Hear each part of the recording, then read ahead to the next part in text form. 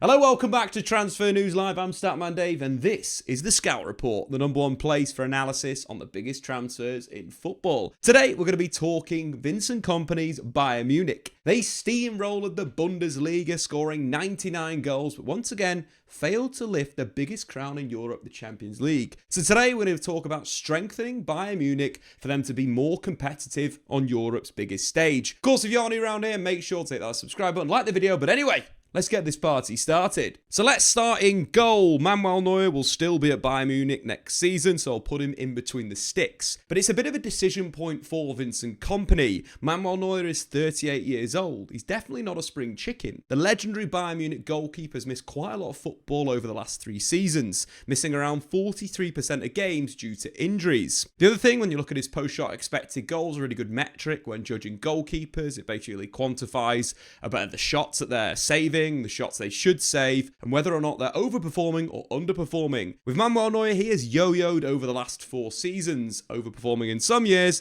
and then underperforming in the next year. But I think more importantly, something that we're focusing on for this video is the Champions League. Only 4 teams in the Champions League last season underperformed their post-shot expected goals numbers from their goalkeeper than Bayern Munich. So that is an area of the team where Bayern potentially could go in and buy a goalkeeper and go to that next level. Although they've already signed a young goalkeeper in Jonas Jorbig. Jonas Jorbig isn't quite ready for Bayern Munich. His save percentage is still under 60%. And of course, his post-shot expected goals numbers are still negative. But at 21 years old, he's got a massive future for Bayern Munich. So I expect the pair to kind of hold the duty for this next season for Vincent Kompany, with the idea of Jorbig being the #1 for years to come. Right, moving into the back 4, this should be reasonably settled for Vincent Kompany next season. Upamecano, expect him to continue at right centre-back. You got Alphonso Davies, of course, after signing the new deal, is going to be the left back, one of the best attacking fullbacks in the world. For Vincent Kompany, I'd like to see him more on the outside. We've seen with Kompany's fullbacks at Bayern Munich, them moving into those central areas to get into counter-pressing positions, allowing the wingers to stretch the pitch, and one of the 8s to jump up to join the number 10. Yes, I like this strategy, but I think one of the biggest strengths of Alphonso Davies is going on the outside. So I think building Bayern Munich this season, what I'd like to see is the left winger playing slightly more narrow, the 8 sitting a bit deeper, with Alphonso Davies given the freedom in the final third. Of course, he's got brand new cover on his inside in Jonathan Tah, but I really think Jonathan Tah is going to be a fantastic signing for Bayern Munich. Not only was it a free transfer, but he perfectly complements Upamecano. Jonathan Tah for Xabi Alonso's Leverkusen was quite aggressive, playing as that kind of stopper defender in the middle of a back 3. Upamecano is a player that probably should play the cover role. He's a player that kind of makes high-profile mistakes, maybe when moving into that advanced area, following a man into midfield, diving in, and then getting beaten with pace. Of course, still a reasonably young defender, not in his prime yet, at let's say 28, 29, 30, when centre-backs truly reach their potential. But I do think with Jonathan Tah in the side, Upamecano can play more of that cover role. In terms of aerial dual win rate, I think this is a big improvement for Bayern Munich. Upamecano wins around 59% of his aerial duels, which ranks him in about the 44th percentile for centre-backs in Europe's top 5 leagues. Compared to Jonathan Tah, he is dominant in the air like Virgil van Dijk. Last season, he won 76.4% of his aerial duels, ranking him in the top 1% of centre-backs in Europe's top 5 leagues. A big improvement in the Bayern Munich defence, with 2 players that will complement each other. So let's move on to the first signing for Bayern Munich, because this for me comes at right back.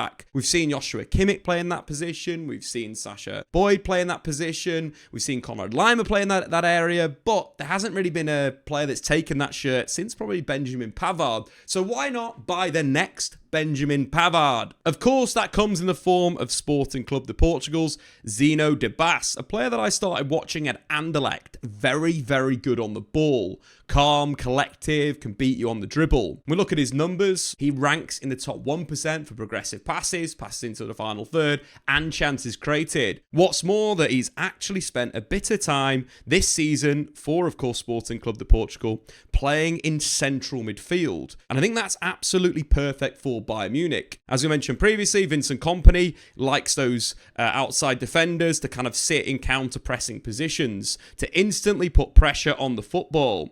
So for example, next season, if we're going to go for Davis playing a little bit wider, or even if Vincent Kompany sticks with what he was doing previously and having Davis moving into that central area, it'll really allow Bayern Munich to truly dominate the opposition. You can throw an 8 forward, Kimmich can become that ball player, but as soon as possession is lost, players like Debast and Alphonso Davies can instantly counter-press. I just feel he's a player that long-term could play centre-back, but I think he needs to learn a little bit more about the position, and that'd be perfect under Vincent Kompany at Bayern Munich. This is a signing that makes so much sense. The next Benjamin Pavard, who spent time playing in central midfield. And continuing that theme of players that are very, very good at passing, of course Joshua Kimmich will come into midfield in that deep-lying area. After signing a new 4-year contract extension, he is going to be the hub of Vincent Kompany's side. Last season, he was truly outstanding on the ball. In Europe, he ranked number 1 for progressive passes and passes into the final third. A true metronome. They need to partner. I think that's an interesting one.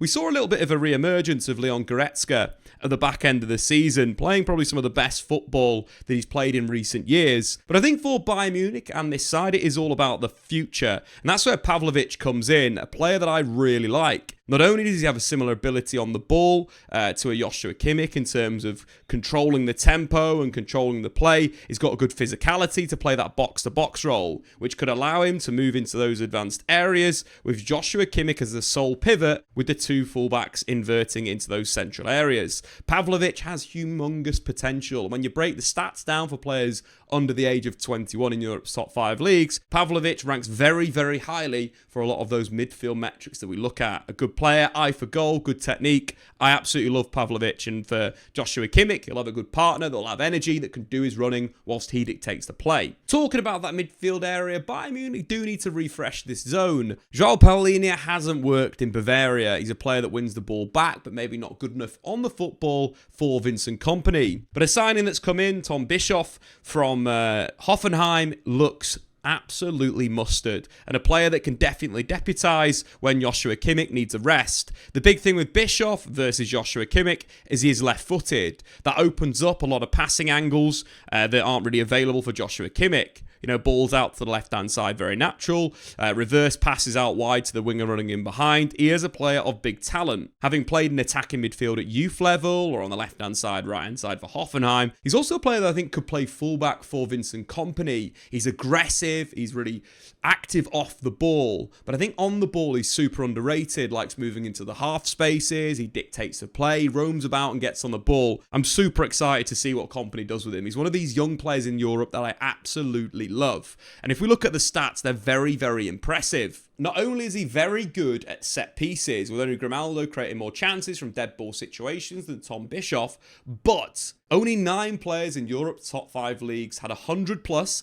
tackles and interceptions, shot creating actions, and progressive passes. He is an all-round midfielder that could be the heir to Joshua Kimmich's throne. Could play as a 6, but also could start playing as the backup number 8, which means Bayern Munich could go into the transfer market and hoover up some Bundesliga talent. And one player that's been getting the headlines this season has been Stiller at Stuttgart. Very much like Toni Kroos. He's almost the second coming of Toni Kroos, even though Toni Kroos recently said nobody is like him, but Stiller is probably the most like Toni Kroos player. Exceptional with his ball at his feet, breaking lines with his passes, moving possession on. He was the hub for Stuttgart's build-up structure. He's a player that could easily deputise for Joshua Kimmich. So if Bayern Munich want to continue the idea of signing the best players from the Bundesliga, Stiller could be a great option to kind of step in and sit when Joshua Kimmich does need a rest, allowing Bischoff to play as the backup to Pavlovic. Of course, we've still got Leon Goretzka in the squad, and of course Paulinho. So quite loaded in that area right now, and could look to move a few of those on in this window. So let's move on to the midfield and get into the exciting attacking area.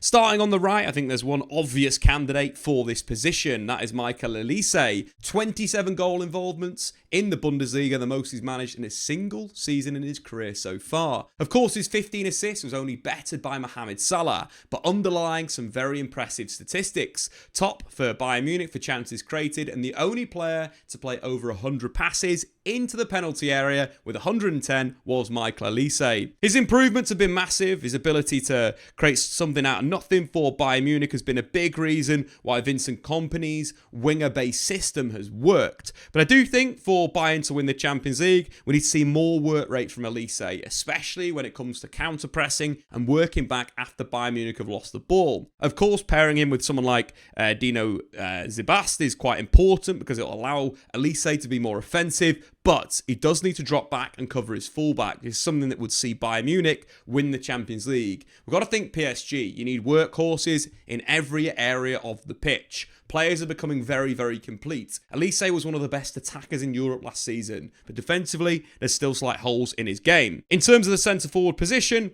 Harry Kane is definitely going to take that role. The best striker in the Bundesliga, Harry Kane is probably the most complete forward in Europe right now. His ability in the air has improved so much over the last few seasons. But in terms of Harry Kane, he had an embarrassing goal-scoring return at 0.98 goals per 90. So there's still a lot to come from Harry Kane, and I think one of the next players we look at could be perfect foil for the England man. So before we look at that player tactically, Vincent Kompany could change his setup. He could potentially move to a bit of a three-man midfield, that being Joshua Kimmich sitting more as a 6, Pavlovic moving to a higher position, and of course maybe someone like a Bischoff moving into midfield. You know, he's a player that I really, really like that I think could do a job in that position. So Bayern would change. Potentially Vincent Kompany could go to one of the setups that Pep Guardiola used when he was at Manchester City. That being kind of the two fullbacks playing very much in central midfield, kicking both of the 8s into attacking areas. Think David Silva and Kevin De Bruyne. I like the idea of that. That would change Bayern Munich, and of course they could just wait for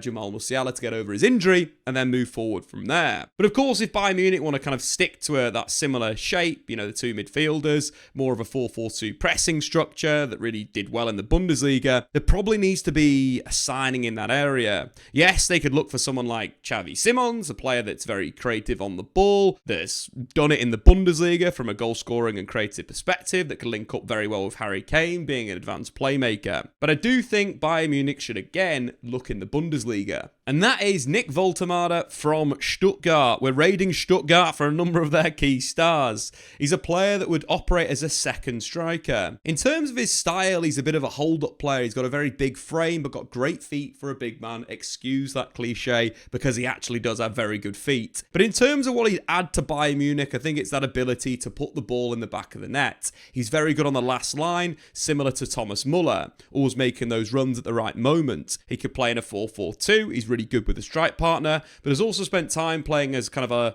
left attacking midfielder in a 3-4-2-1, so the experience is there. He finished off the season in great form for Stuttgart with 4 goals in his last 4 games, including a goal in the DFB Pokal Cup final. He's a player that I really like. I think he combines a lot of the elements that you need in modern football. I think one of the big things for Vincent Kompany's side, what they like to do is progress the play. We've spoken about progressive stats about 5,000 times in this video so far. One of the things I really like Woltemade in terms of how he receives possession, he's really good back to goal. So if there's pressure on his back, he's good at pinning a defender, holding them up and then either laying the ball off or using a quick flick to get one of the wingers in behind the opposition. Or alternatively, if there's no pressure on his back, he's a player that will either get himself turned or, more frequently, look for a quick pass and then the return ball in behind the defence. He's a player that's quite simple, but simplicity is beautiful in football. He's the perfect platform for Kompany, which allow not only him to receive into feet, but also Harry Kane.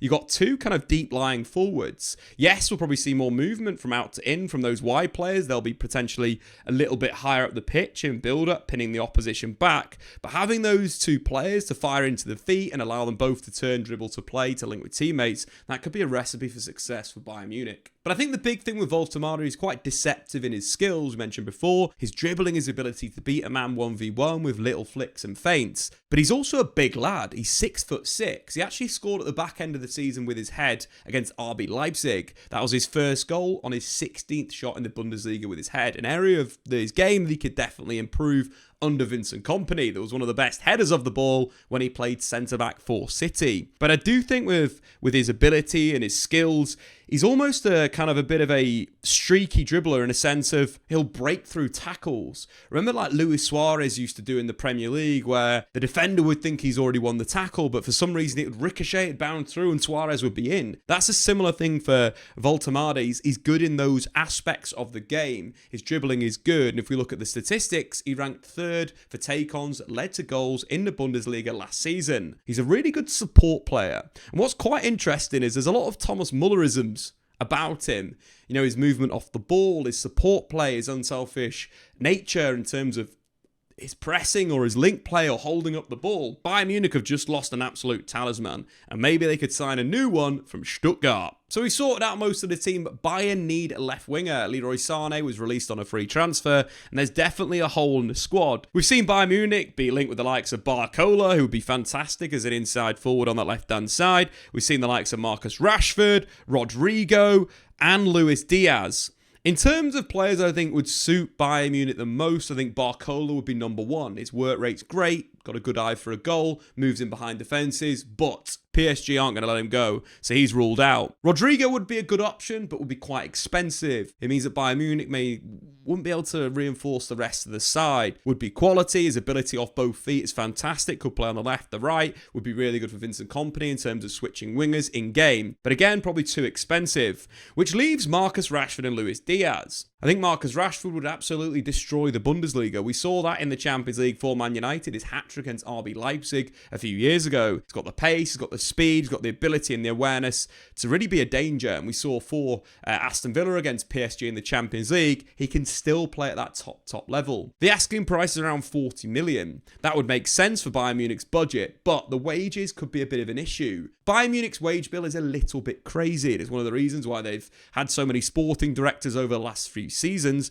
because that has been a big problem. So having another player potentially on high wages might not be the solution. Which leaves Luis Diaz, a player that's just had his best goal scoring season under Arne Slot, 22 goal involvements in the league. What I like about him is his intensity. That's something that Vincent Kompany wants his players to do. And we saw again with PSG, their intensity in their forward line. You need players to be super aggressive when pressing the football, when possession's lost. And it's something that is natural to Luis Diaz to do. I think as well with Luis Diaz, with his positional freedom, we've seen him play as a centre forward as well for Liverpool this season, which could allow either Harry Kane to drift out to the left-hand side or probably the number 10 to drift into that area, allowing Luis Diaz to play as that centre forward. His finishing has definitely improved and could give Bayern Munich the edge in the Champions League. His speed, his intensity, his pressing, and also he's coming to the prime of his career, could be a good signing at around 60 million euros. But anyway, in conclusion, Bayern Munich under Vincent Kompany going to sign themselves a new right back